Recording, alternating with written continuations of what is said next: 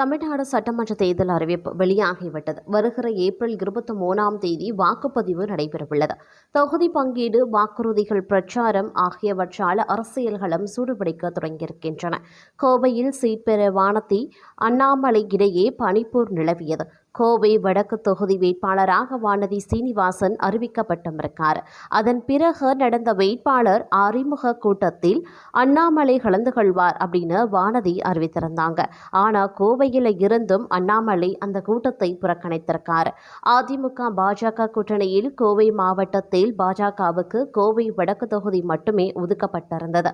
அங்கு வானதி சீனிவாசன் மற்றும் அண்ணாமலை இடையே சீட்டை கடுமையான போட்டி நிலவியிருந்தது.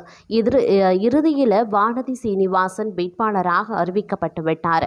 அண்ணாமலை கோவையில் போட்டியிட விரும்பிய நிலையில் அது நிறைவேறவில்லை. இதனால் அண்ணாமலை ஆதரவாளர்கள் அதிருப்தி அடைந்தனர்.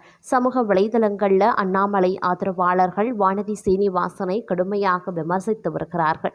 கோவை வடக்கு தொகுதி வேட்பாளராக அறிவிக்கப்பட்ட பிறகு கோவை விமான நிலையம் வந்த வானதி சீனிவாசன் கோவை வடக்கு தொகுதி வேட்பாளர் அறிமுக கூட்டத்தில் அண்ணாமலை கலந்து கொள்வார் அப்படின்னு கூறியிருந்தாங்க.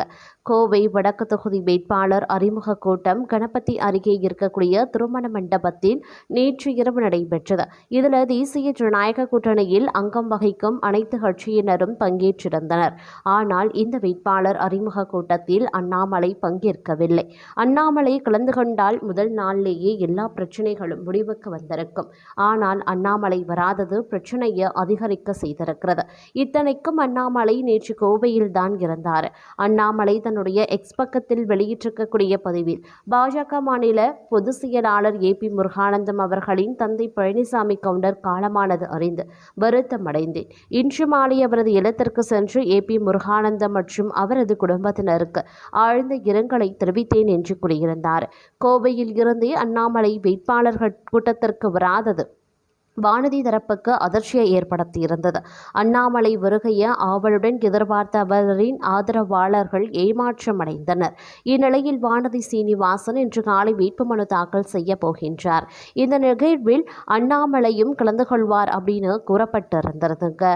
இருப்பினும் தற்போதைய சூழ்நிலையில பார்த்தீங்க அப்படின்னா நிலவரம் கையை மீறி சென்றுள்ளதாகவே கோவையில் இருக்கக்கூடியவர்கள் தெரிவித்திருக்கிறதும் குறிப்பிடக்கூடிய ஒரு விஷயம் அப்படின்னு தான் சொல்லணும். இது ஒரு புறம் நடந்து கொண்டிருக்க, மற்றொரு புறம் தமிழ்நாடு, புதுச்சேரி, கேரளா, மேற்கு வங்கம், அசாம் உள்ளிட்ட மாநிலங்களுக்கு சட்டமன்ற தேர்தல் அறிவிக்கப்பட்டிருந்தது.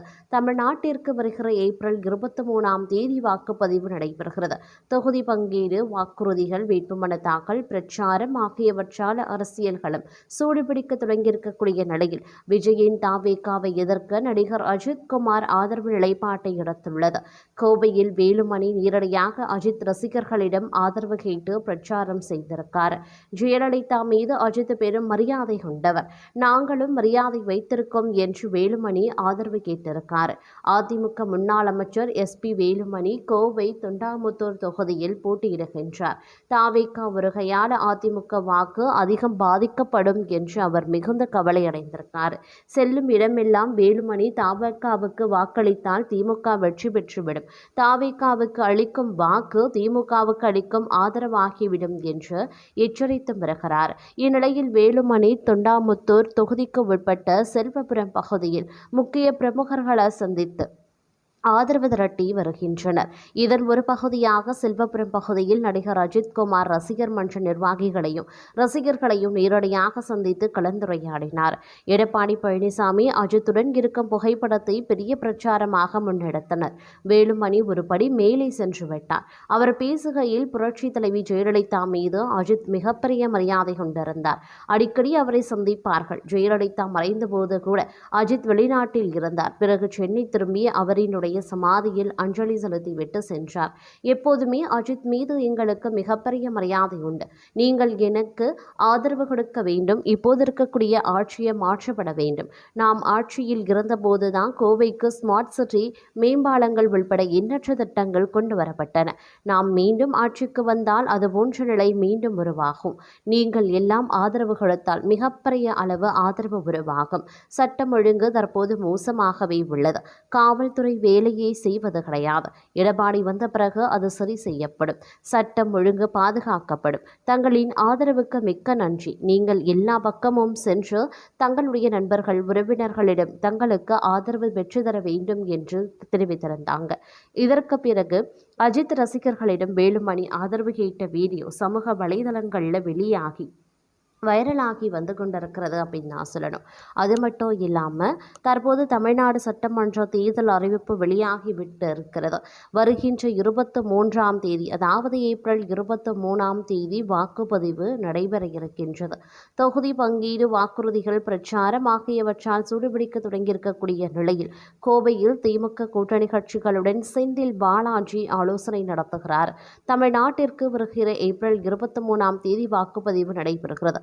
தமிழகத்தில் திமுக, அதிமுக, நாதக, தவிக என 4 முனை போட்டி நிலவி வருகின்றது. தொகுதி பங்கீடு, வாக்குறுதிகள், வேட்பாளர் பட்டியல், பிரச்சாரம் ஆகியவற்றால் அரசியல் களம் சூழ்வெடிக்க தொடங்கியிருக்கக்கூடிய நிலையில் கோவை தெற்கில் செந்தில் பாலாஜி போட்டியிடப் போகின்றார். இந்நிலையில் கோவையில் திமுக கூட்டணி கட்சிகளுடன் செந்தில் பாலாஜி ஆலோசனையும் நடத்தினார். தொடர்ந்து செந்தில் பாலாஜி செய்தியாளர்களையும் சந்தித்தார். அப்போது அவர் கூறுகையில், கூட்டணி கட்சிகளுடன் 2:30 மணி நேரம் வரைக்கும் ஆலோசனை நடத்தினோம். தேர்தலில் எப்படி எதிர்கொள்வது குறித்து பேசியிருக்கும். தேர்தல் பணிகளை சிறப்பாக எடுத்து செல்வது பற்றி ஆலோசித்திருக்கும். கோவையில் இருக்கக்கூடிய 10 தொகுதிகளில் திமுக கூட்டணி வெற்றி பெறுவது குறித்து திட்டங்கள் வகுத்திருக்கும். கோவையில் திமுக நிச்சயம் வெற்றி பெறும். மக்கள் ஆரத்தி எடுத்து மலர் தூவி வரவேற்கிறார்கள். ஒவ்வொரு பகுதியிலுமே 1000க்கும் மேற்பட்டோர் எழுச்சியான வரவேற்பை கொடுக்கின்றனர். அதற்கு நான் காரணமல்ல. முதலமைச்சர் மீது மக்கள் மிகுந்த நம்பிக்கை வைத்திருக்கின்றனர்.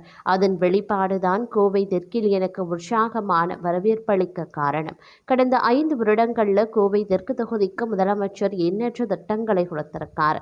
மாநகராட்சிக்குள் எண்ணற்ற பணிகள் நடந்தும் இருக்கின்றன.